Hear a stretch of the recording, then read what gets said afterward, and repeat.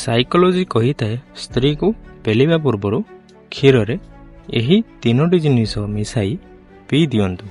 ତାହା ହେଉଛି ପ୍ରଥମତଃ 1 ଗ୍ଲାସ ଉଷୁମ କ୍ଷୀର ନିଅନ୍ତୁ, ସେଥିରେ 1 ଚାମଚ ଦେଶୀ ମହୁ, 4ଟି ପେଷା ଯାଇଥିବା କାଜୁ ବାଦାମ ଓ ଗୋଟିଏ ପାଚିଲା କଦଳୀର ଅଧାକୁ ଖଣ୍ଡ ଖଣ୍ଡ କରି ସେଥିରେ ମିଶାଇ ଦିଅନ୍ତୁ। ଏହି ମିଶ୍ରଣକୁ 15 ମିନିଟ୍ ପର୍ଯ୍ୟନ୍ତ ରଖିଦିଅନ୍ତୁ।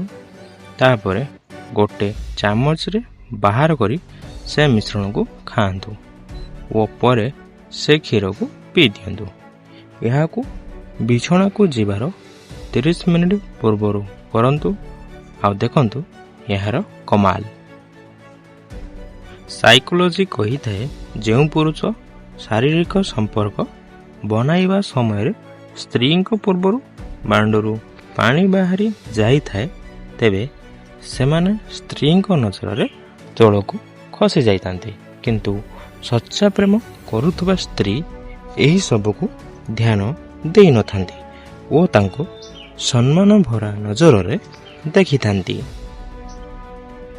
ସାଇକୋଲୋଜି କହିଥାଏ 45ରୁ 50 ବର୍ଷର ମହିଳାମାନେ 20ରୁ 25 ବର୍ଷର ଝିଅମାନଙ୍କ ଠାରୁ ଅଧିକ ଶାରୀରିକ ସମ୍ପର୍କ ବନାଇବାର ଇଚ୍ଛା ରଖିଥାନ୍ତି।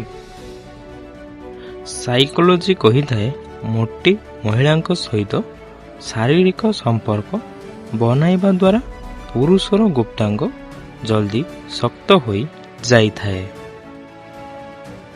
ସାଇକୋଲୋଜି କହିଥାଏ ଆଜିକାଲି ଲୋକ ବାସ୍ ହୃଦୟକୁ କିଣିଥାନ୍ତି, ହୃଦୟରେ ମିଠା ମିଠା କଥା ଭରିଥାନ୍ତି ଓ ଶେଷରେ ଆଉ କାହା ସାଥିରେ ନଜର ଆସିଥାନ୍ତି।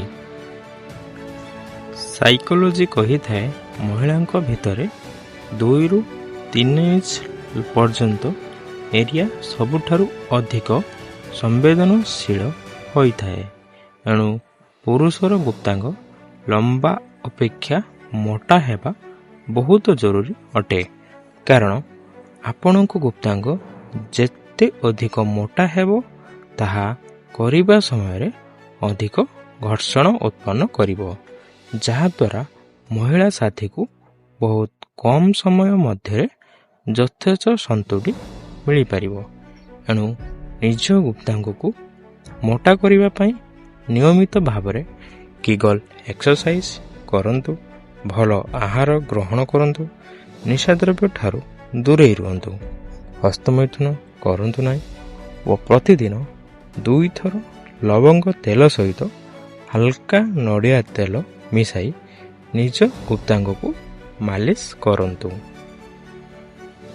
ସାଇକୋଲୋଜି କହିଥାଏ ଲୋକମାନେ ଭଲ ହୁଅନ୍ତୁ ପଛେ ପୁଣି ବି ଦୂରତା ବନାଇ ରଖନ୍ତୁ, କାରଣ ମିଠା ବି କେବେ କେବେ ଜହର ହୋଇପାରେ।